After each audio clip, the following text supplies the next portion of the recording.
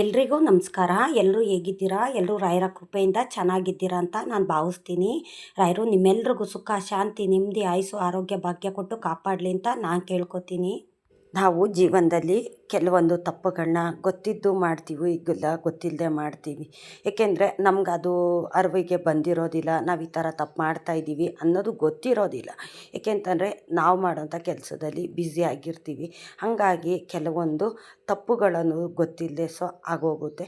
ಕೆಲವೊಂದು ತಪ್ಪುಗಳನ್ನೋದು ಗೊತ್ತಿರುತ್ತೆ, ಇದು ತಪ್ಪು, ಇದು ನಾವು ಮಾಡಬಾರ್ದು ಅನ್ನೋದು ಸಹ ಗೊತ್ತಿರುತ್ತೆ. ಅದನ್ನು ನಾವು ಬೇಕು ಅಂತಲೇ ಮಾಡ್ತೀವಿ. ಏಕೆಂತಂದರೆ ಬೇರೆಯವ್ರಿಗೆ ನೋವು ಕೊಡೋದು, ಬೇರೆಯವ್ರ ಕಷ್ಟ ಕೊಡೋದು ಅಂದರೆ ಸ್ವಲ್ಪ ಇಷ್ಟ ಆಗುತ್ತೆ ಕೆಲವ್ರಿಗೆ. ಹಾಗಾಗಿ ಗೊತ್ತಿದ್ದು ಅವರು ತಪ್ಪನ್ನು ಮಾಡ್ತಾರೆ. ಇನ್ನು ಗೊತ್ತಿಲ್ಲದೆ ಮಾಡೋರ ತಪ್ಪಿಗೂ ಗೊತ್ತಿದ್ದು ಮಾಡೋರ ತಪ್ಪಿಗೂ ಏನು ವ್ಯತ್ಯಾಸ ಅನ್ನೋದು ಇರೋದಿಲ್ಲ. ಅವ್ರವರು ಮೂಗಿ ಕರೆಕ್ಟಾಗಿ ಅವರು ಮಾತಾಡೋ ಅಂಥದ್ದು. ಹೌದು, ನಾನು ಮಾಡಿದ್ದೇ ಸರಿ, ನಾನು ಹೇಳಿದ್ದೇ ಸರಿ, ನನಗೆ ಗೊತ್ತಿದ್ದು ತಪ್ಪು ಮಾಡಿದ್ದೀನಿ ಅಂತಲ್ಲ, ನನಗೆ ಗೊತ್ತಿಲ್ಲದೇನೂ ತಪ್ಪು ಮಾಡಿರ್ಬೋದಲ್ವ, ನೀವು ಹೇಗೆ ನಾನು ಗೊತ್ತಿದ್ದು ತಪ್ಪು ಮಾಡ್ತೀನಿ ಅಂತ ಹೇಳ್ತಾ ಇದ್ದೀರಾ ಅಂತ ಈ ಥರ ಒಂದು ವಾದ ಅನ್ನೋದನ್ನು ಮಾಡ್ತಾರೆ. ಅದು ಅವ್ರವ್ರಿಗೆ ಬಿಟ್ಟಿದ್ದಂಥದ್ದು. ಮತ್ತು ರಾಯರು ಇದನ್ನೆಲ್ಲನೂ ಸಹ ನೋಡ್ತಾರೆ. ನೀನು ಗೊತ್ತಿದ್ದು ತಪ್ಪು ಮಾಡಿದ್ಯೋ, ಗೊತ್ತಿಲ್ಲದೆ ತಪ್ಪು ಮಾಡಿದ್ಯೋ ಅದನ್ನು ಸಹ ರಾಯರು ನಿರ್ಧಾರ ಮಾಡಿ. ನಾವು ಜನನ ನಂಬಿಸ್ಬೋದು, ಆದರೆ ದೇವ್ರನ್ನ ನಂಬಿಸೋಕ್ಕಾಗೋದಿಲ್ಲ. ಏಕೆಂತಂದರೆ ನಾವು ಗೊತ್ತಿದ್ದು ಮಾಡಿದೀವೋ ಗೊತ್ತಿಲ್ಲದೆ ಮಾಡಿದೀವೋ ಅದೆಲ್ಲ ದೇವ್ರಿಗೆ ಗೊತ್ತಿರುತ್ತೆ. ನಮ್ಮ ಮನಸ್ಸಿನಲ್ಲಿ ಏನಿದೆ, ನಮ್ಮ ಮನಸ್ಸಿನ ಅನಿಸಿಕೆ ಏನಿದೆ, ನಾವು ಯಾವ ಥರ ಒಂದು ಕೆಲಸ ಕಾರ್ಯ ಮಾಡ್ತೀವಿ, ನಮ್ಮ ಮನಸ್ಸು ಯಾವ ಕಡೆ ಚಂಚಲ ಆಗ್ತಿದೆ, ಈ ಥರ ಎಲ್ಲನೂ ಸಹ ರಾಯರಿಗೆ ಗೊತ್ತಾಗ್ತಿರುತ್ತೆ ಅಲ್ವಾ. ನಾವು ದೇವ್ರ ಕಣ್ಣಿಗೆ ಮಣ್ಣೆರ್ಚೋಕ್ಕಾಗೋದಿಲ್ಲ, ಜನದ ಕಣ್ಣಿಗೆ ಮಣ್ಣೆರ್ಚ್ಬೋದು, ಜನದ ಬಾಯಿನೂ ಸಹ ಮುಚ್ಚಿಸ್ಬೋದು. ಕಪ್ಪಗಿರೋದನ್ನ ಬಿಳಿ ಅಂತ ಹೇಳ್ಬೋದು, ಬಿಳಿಗಿರೋದನ್ನ ಕಪ್ಪು ಅಂತಲೂ ಜನ ನಂಬಿಸ್ಬೋದು, ಆದರೆ ದೇವ್ರನ್ನ ನಂಬ್ಸೋಕ್ಕಾಗೋದಿಲ್ಲ. ಏಕೆಂತಂದರೆ ಕೆಲವರು ಗೊತ್ತಿಲ್ಲದೆ ತಪ್ಪು ಮಾಡ್ತಾರಲ್ಲ, ಅವರು ಗೊತ್ತಿಲ್ಲದೆ ತಪ್ಪು ಮಾಡೋದನ್ನು ಭಗವಂತ ಕ್ಷಮಿಸ್ತಾರೆ. ನೀನು ಗೊತ್ತಿಲ್ಲದೆ ತಪ್ಪು ಮಾಡಿದ್ಯಾ, ಆ ತಪ್ಪನ್ನು ತಿರ್ಗಾ ನೀನು ಮಾಡಬಾರ್ದು ಅಂತಲೂ ಸಹ ಸೂಚನೆ ಕೊಡ್ತಾರೆ. ಗೊತ್ತಿದ್ದು ತಪ್ಪು ಮಾಡೋರಿಗೆ ಅವ್ರಿಗೆ ಶಿಕ್ಷೆ ಅನ್ನೋದು ಸಹ ಖಂಡಿತ ಕೊಡ್ತಾರೆ. ಅವ್ರಿಗೆ ಕ್ಷಮೆಗೆ ಫಲ ಅನ್ನೋದು ಕೊಡೋದಿಲ್ಲ, ಕ್ಷಮೆ ಅನ್ನೋದು ಸಹ ಇರೋದಿಲ್ಲ. ಅವ್ರಿಗೆ ಕಷ್ಟ ಅಂತ ಬಂದಾಗ ಯಾವಾಗಲೂ ಅಷ್ಟೇ ಅನುಗ್ರಹ ಮಾಡೋದಿಲ್ಲ. ಅವ್ರಿಗೆ ತುಂಬ ಕಷ್ಟ ಅಂತ ಬಂದಾಗ ಯಾವ ದೇವ್ರುಗಳು ಅಷ್ಟೇ ಅವ್ರ ಕೈ ಹಿಡಿಯೋದಿಲ್ಲ. ಏಕೆಂದರೆ ನೀನು ಗೊತ್ತಿದ್ದು ತಪ್ಪು ಮಾಡಿದೀಯ, ನೀನು ಜನದ ಎದುರುಗಡೆ ನೀನು ನಾನು ಮಾಡಿದ್ದೇ ಸರಿ, ಗೊತ್ತಿದ್ದು ತಪ್ಪು ಮಾಡಿದ್ದೀನಿ ಅಂತ ಹೇಗೆ ಹೇಳ್ತೀಯ, ನಾನು ಕೂಡ ನಿನ್ನ ಥರನೇ ಗೊತ್ತಿಲ್ಲದೆ ತಪ್ಪು ಮಾಡಿರ್ಬೋದಲ್ವ ಅಂತ ಜನದ ಬಾಯಿ ನೀನು ಮುಚ್ಚಿಸ್ತಾ ಇದೆಯಾ, ಆದರೆ ನನ್ನ ಕಣ್ಣು ತಪ್ಸೋಕ್ಕಾಗೋದಿಲ್ಲ ಅಂತಂದ್ಬಿಟ್ಟು ಆವಾಗ ದೇವ್ರುಗಳು ಶಿಕ್ಷೆ ಕೊಡೋ ಅಂಥದ್ದು. ಆವಾಗ ಅವ್ರಿಗೆ ಕಷ್ಟ ಅಂತ ಬಂದಾಗ ಯಾವ ದೇವ್ರುಗಳು ಅಷ್ಟೇ ಅವ್ರನ್ನ ಕೈ ಹಿಡಿಯೋದಿಲ್ಲ. ಏಕೆ ಅಂತಂದರೆ ನೀನು ಗೊತ್ತಿಲ್ಲದೆ ಮಾಡಿದರೆ ಅದಕ್ಕೆ ಕ್ಷಮೆ ಅನ್ನೋದಿರುತ್ತೆ. ಪಾಪ ಪ್ರಜ್ಞೆ ನಿನ್ನಲ್ಲಿ ಕಾಡ್ತಿದೆ, ನಾನು ತಪ್ಪು ಮಾಡಿದ್ದೀನಪ್ಪ, ನಾನಿವತ್ತು ಗೊತ್ತಿಲ್ಲದೇನೋ ಯಾರಿಗೋ ಏನೋ ಮನಸ್ಸು ನೋಯೋ ಥರ ಅಂದ್ಬಿಟ್ಟಿದ್ದೀನಿ ಅಂತಂದಾಗ ಆ ತಪ್ಪಿಗೆ ಕ್ಷಮೆ ಅನ್ನೋದು ಇರುತ್ತೆ. ನಾವು ಗೊತ್ತಿಲ್ಲದೆ ತಪ್ಪು ಮಾಡ್ತಾಯಿದ್ದೀವಿ ಅಂದ್ಬಿಟ್ಟು ಪದೇ ಅದನ್ನೇ ತಪ್ಪು ಮಾಡ್ತಿದ್ರೆ ಆ ತಪ್ಪಿಗೆ ಶಿಕ್ಷೆ ಅನ್ನೋದು ಸಹ ದೇವ್ರು ಕೊಡ್ತಾರೆ. ನಾವು ಇಷ್ಟನ್ನು ಅರ್ಥ ಮಾಡ್ಕೋಬೇಕು. ಏಕೆ ಅಂತಂದರೆ ಕೆಲವೊಬ್ಬರು ಸುಳ್ಳುನೇ ಸತ್ಯ ಅಂತ ವಾದ ಮಾಡ್ತಾರೆ, ಕೊಟ್ಟಿದ್ದನ್ನು ನಾವು ಕೊಟ್ಟೇ ಇಲ್ಲ ಅಂತಲೂ ಸಹ ವಾದ ಮಾಡ್ತಾರೆ. ಕೆಲವರು ಸಹಾಯ ಮಾಡಿದ್ದನ್ನು ನೀನೇನು ಮಾಡಿದ್ಯಾ, ನೀನೇನು ಕೊಟ್ಟಿದ್ಯಾ ಅಂತಲೂ ಸಹ ಈ ಥರ ವಾದ ಮಾಡ್ತಾರೆ. ಮತ್ತು ಒಂಥರ ಮೊಂಡು ವಾದ ಅಂತಾರಲ್ಲ, ಆ ಥರ ವಾದ ಮಾಡ್ತಾರೆ. ಆವಾಗ ಕೇಳೋದಕ್ಕೂ ಆಗೋದಿಲ್ಲ, ಮತ್ತು ಒಂಥರ ಅನಿಸುತ್ತೆ, ಏನಪ್ಪ ಇವರು ಕೊಟ್ಟಿದ್ದನ್ನು ಕೊಟ್ಟಿಲ್ಲ ಅಂತ ಹೇಳ್ತಾರಲ್ಲ, ಮತ್ತು ನಾನು ಹೇಗೆ ಯಾರನ್ನ ಕರ್ಕೊಂಬರಲಿ, ನಾವೇನಾದರೂ ಅವ್ರ ಕಷ್ಟಕ್ಕೆ ಸಹಾಯ ಅಂತ ಮಾಡಿರ್ತೀವಲ್ಲ, ಸಾಕ್ಷಿಗೆ ಅಂತ ಯಾರ ಮುಖಾಂತರನಾದರೂ ನಾವು ಕೊಟ್ಟಿರ್ತೀವ, ನಮ್ಮಲ್ಲಿ ಅವರಲ್ಲಿ ಇಬ್ಬರಲ್ಲಿ ಒಂದು ವ್ಯವಹಾರ ಅನ್ನೋದು ನಡೆದಿರುತ್ತೆ. ಇಬ್ಬರನ್ನ ಬಿಟ್ಟರೆ ಮೂರನೇವ್ರು ಯಾರು, ಭಗವಂತ ಇರ್ತಾರೆ. ಭಗವಂತನ ನಮ್ಮ ಎದುರುಗಡೆ ಭೂಮಿ ಮೇಲೆ ಕರ್ಕೊಂಬರೋಕ್ಕಾಗುತ್ತಾ, ಸಾಕ್ಷಿ ಹೇಳು ಬಾರಪ್ಪ ಅಂತ ಇಲ್ಲ, ಕರ್ಕೊಂಬರೋಕ್ಕಾಗೋದಿಲ್ಲ. ನಾನು ದೇವ್ರನ್ನ ನಂಬಿ ನಾನು ಕೊಟ್ಟಿದ್ದೀನಿ, ನಿಮ್ಮ ಕಷ್ಟನ ನಾನು ತಿಳಿದು ಭಗವಂತನ ನೆನೆಸ್ಕೊಂಡು ನಾನು ಕೊಟ್ಟಿದ್ದೀನಿ, ಆದರೆ ಇವಾಗ ನೀನು ಕೊಟ್ಟಿಲ್ಲ ಅಂತ ಹೇಳ್ತಾ ಇದೆಯಲ್ಲ, ಸಹಾಯ ಮಾಡಿಲ್ಲ ಅಂತ, ಮತ್ತು ನಾನು ಯಾರನ್ನ ಕರ್ಕೊಂಬರೋಕ್ಕಾಗುತ್ತೆ, ಭಗವಂತನೇ ಇದನ್ನೆಲ್ಲ ನೋಡ್ಕೋತಾರೆ ಅಂತಲೂ ಸಹ ಅವರು ದೇವ್ರ ಹತ್ರ ಅವ್ರ ಕಷ್ಟ ಹೇಳ್ಕೊಂಡಾಗ ಅವ್ರ ಕಷ್ಟನ ಭಗವಂತ ಕೇಳ್ತಾನೆ, ರಾಯರು ಕೇಳ್ತಾನೆ, ತಂದೆ ಶ್ರೀಕೃಷ್ಣ ಪರಮಾತ್ಮ ಕೇಳ್ತಾನೆ. ಅವರು ನೀನು ಕಷ್ಟದಲ್ಲಿದ್ದಾಗ ಕೊಟ್ಟಿದ್ದು ಸಹಾಯನ, ಮಾಡಿದ್ದು ಸಹಾಯನ ನೀನು ನೆನೆಸ್ಕೋತಾ ಇಲ್ವಲ್ಲ, ಮತ್ತು ನಾನೇನಾದರೂ ನಿನಗೆ ಸಹಾಯ ಮಾಡಿದ್ರೆ ಮತ್ತು ಅನುಗ್ರಹ ಮಾಡಿದ್ರೆ ದೇವ್ರು ಮಾಡಿದ್ದಾನೆ ಅಂತ ನೀನು ಅನ್ಕೋತೀಯ? ಖಂಡಿತ ಅಂದ್ಕೊಳ್ಳೋದಿಲ್ಲ. ನನ್ನ ಶ್ರಮಕ್ಕೆ ನಾನು ಕಷ್ಟಪಟ್ಟು ನಾನು ಮೇಲೆ ಬಂದಿದ್ದೀನಿ, ಯಾರ ಸಹಾಯನೂ ಇಲ್ಲ, ದೇವರು ಕೊಟ್ಟಿದ್ದಲ್ಲ. ನಾನು ಕಷ್ಟದಲ್ಲಿದ್ದಾಗ ದೇವರೆಲ್ಲ ಎಲ್ಲೋಗಿದ್ರು? ಇವಾಗ ನಾನು ದುಡ್ದು ನಾನು ಚೆನ್ನಾಗಿ ಮುಂದೆ ಬಂದಿದ್ದೀನಿ ಅಂತ ನೀನು ಹೇಳ್ತೀಯ. ಹಂಗಾಗಿ ನಿನ್ನ ಕಷ್ಟಕ್ಕೆ ನಾನು ಅನುಗ್ರಹ ಮಾಡೋದಿಲ್ಲ, ನಿನ್ನ ಜೊತೆ ನಾನಿರೋದಿಲ್ಲ, ನಿನ್ಗೆ ಯಾವುದೇ ರೀತಿ ಒಳ್ಳೆಯದನ್ನು ನಾನು ಮಾಡೋದಿಲ್ಲ ಅಂತ ಭಗವಂತ ಹೇಳ್ತಾನೆ. ಏಕೆಂತಂದರೆ ಮೋಸಗಾರನಿಗೆ ಮೋಸಗಾರನಿಂದನೇ ಪೆಟ್ಟು ಅಂತ ಹೇಳ್ತಾರಲ್ಲ, ಹಾಗೆ ಅಂಥವ್ರ ಜೊತೆಲಿ ರಾಯರು ಇರೋದಿಲ್ಲ, ಭಗವಂತ ಇರೋದಿಲ್ಲ. ರಾಯರು ಇಂಥವ್ರಿಗೆಲ್ಲ ಕೊಡೋಂಥ ಸೂಚನೆಗಳು. ಇನ್ನು ಒಳ್ಳೆಯವ್ರಿಗೆ ಒಳ್ಳೆಯದೇ ಆಗ್ತಿಲ್ಲ, ನಾನು ಎಷ್ಟು ದೇವ್ರ ಪೂಜೆ ಮಾಡ್ತೀನಿ, ಎಷ್ಟು ವ್ರತ ಮಾಡ್ತೀನಿ, ಏಕಾದಶಿ ದಿವಸ ಉಪವಾಸ ಅನ್ನೋದು ಮಾಡ್ತೀನಿ, ಮತ್ತು ನನಗೇಂತ ಒಳ್ಳೇದಾಗ್ತಿಲ್ಲ, ಅವರು ಕೆಟ್ಟದ್ದನ್ನೇ ಮಾಡ್ಕೊಂಬರ್ತಿದ್ದಾರೆ. ಕೊಟ್ಟಿರೋರಿಗೆ ಕೊಟ್ಟಿದ್ದು ಅಂತಲೂ ಸಹ ಹೇಳೋದಿಲ್ಲ, ಮಾಡಿದ ಸಹಾಯನೂ ಮರೆತು ನಾನೇ ಮೇಲೆ ಬಂದೆ, ನನ್ನ ಸ್ವಂತದಿಂದನೇ ಮೇಲೆ ಬಂದೆ ಅಂತ ಆ ಥರ ಜಂಬದಿಂದ ಕೊಚ್ಕೊಂಡಿರೋ ಅಂಥವ್ರಿಗೆ ಮತ್ತು ಅವ್ರ ಜೀವನ ಚೆನ್ನಾಗಿದೆ.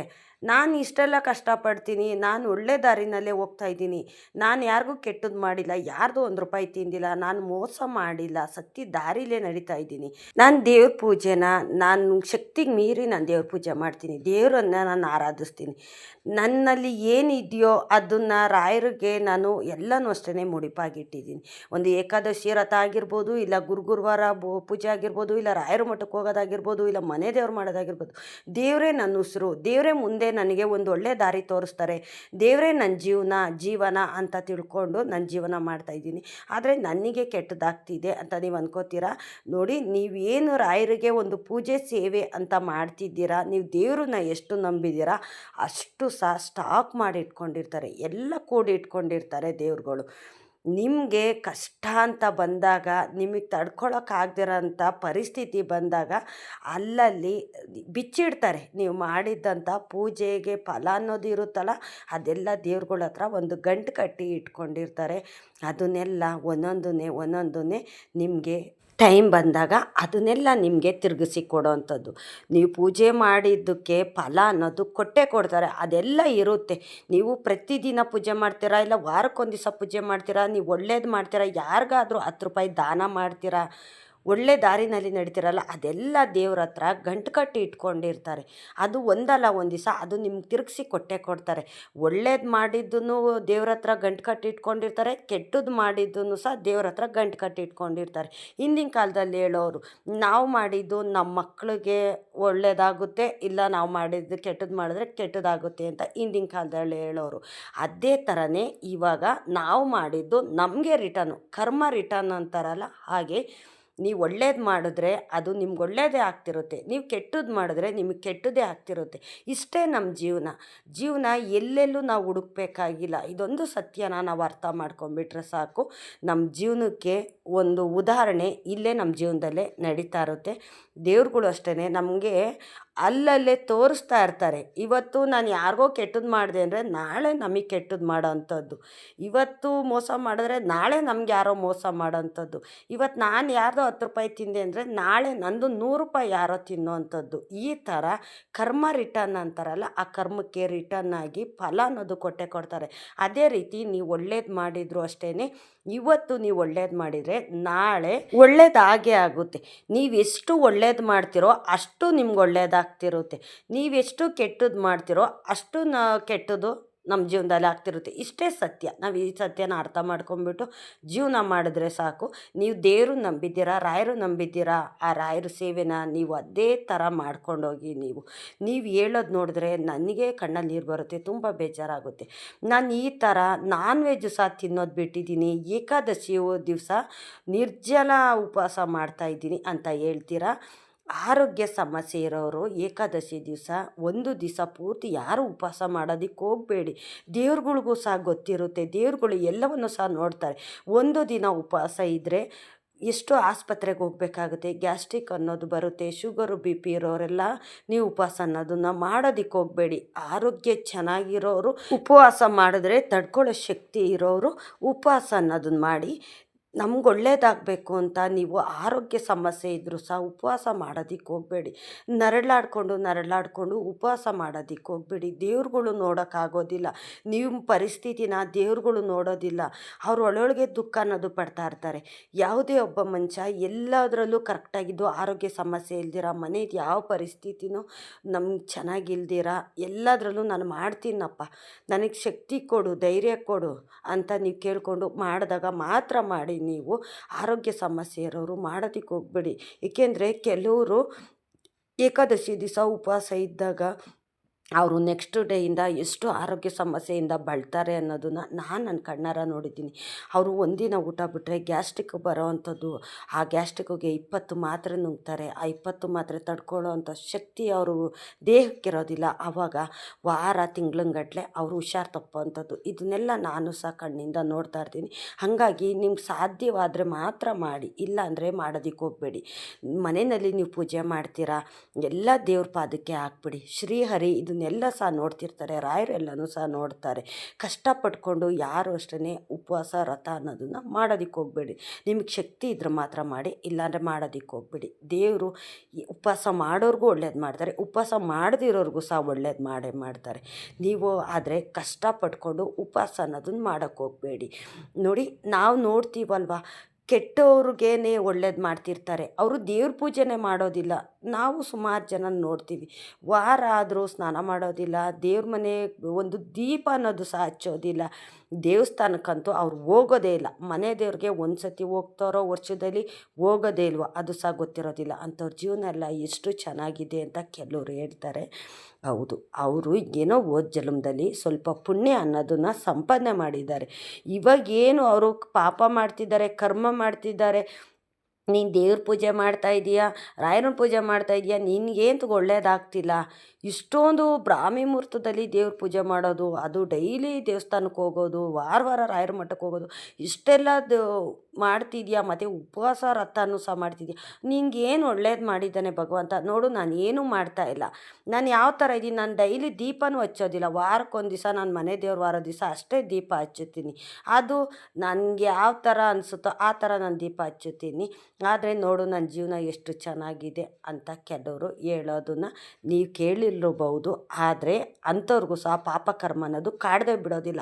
ಅವ್ರೇನೋ ಹೋದ ಜನ್ಮದಲ್ಲಿ ಸ್ವಲ್ಪ ಪುಣ್ಯ ಅನ್ನೋದು ಮಾಡಿದ್ದಾರೆ, ಇಲ್ಲ ಅವ್ರ ತಂದೆ ತಾಯಿ ಮಾಡಿರ್ಬೋದು, ಇಲ್ಲ ಇವರೇ ಮಾಡಿರ್ಬೋದು. ಹಂಗಾಗಿ ಅವ್ರಿಗೆ ಇವಾಗ ಒಳ್ಳೇದು ಅನ್ನೋದು ಕಾಡ್ತಿರುತ್ತೆ. ಆ ಒಳ್ಳೇದೆಲ್ಲ ಇವ್ರ ಜೀವನ ಪೂರ್ತಿ ಇವ್ರ ಜೊತೆಯಲ್ಲಿರೋದಿಲ್ಲ, ಅರ್ಧದಲ್ಲೇ ಕೈ ಕೊಡ್ತು ಅಂತಂದರೆ ಯಾವ ಪಾಪ ಕರ್ಮಕ್ಕೆ ಫಲ ಅನ್ನೋದನ್ನ ಭಗವಂತ ಕೊಡ್ತಾನೆ. ಆವಾಗ ತಡ್ಕೊಳಕ್ಕಾಗ್ದಿರೋ ಅಂಥ ಚಡಿ ಏಟನ್ನ ಭಗವಂತ ಕೊಡ್ತಾರೆ. ನೀನು ದೇವ್ರುಗಳನ್ನ ಪೂಜೆ ಮಾಡೋದ್ರೆ ಒಳ್ಳೇದಾಗೋದಿಲ್ಲ, ಹಾಗೆ ಹೀಗೆ ಅಂತ ಪೂಜೆ ಮಾಡೋ ಅಂಥವ್ರಿಗೂ ಸಹ ನೀನು ಈ ಥರ ಚುಚ್ಚಿ ಮಾತಾಡ್ತೀಯಲ್ಲ, ನೀನು ಮಾತಾಡೋ ಪ್ರತಿಯೊಂದು ಮಾತು ನನ್ನ ಹತ್ರ ಇದೆ. ನಾನೆಲ್ಲನೂ ಸಹ ಗಂಟು ಕಟ್ಟಿ ಇಟ್ಕೊಂಡಿದ್ದೀನಿ. ನಿನ್ನ ಟೈಮು ಕೆಟ್ಟಾಗ, ನಿನ್ನ ಗ್ರಹಗತಿಗಳು ನಿನ್ನ ಸ್ಥಾನದಲ್ಲಿ ಇಲ್ಲದೆ ಇರುವಾಗ, ಆವಾಗ ನಿನಗೆ ಕಾಡೋ ಅಂಥ ಪಾಪ ಕರ್ಮ ಯಾವ ನಿನ್ನ ಶತ್ರುಗಳಿಗೂ ಬೇಡ.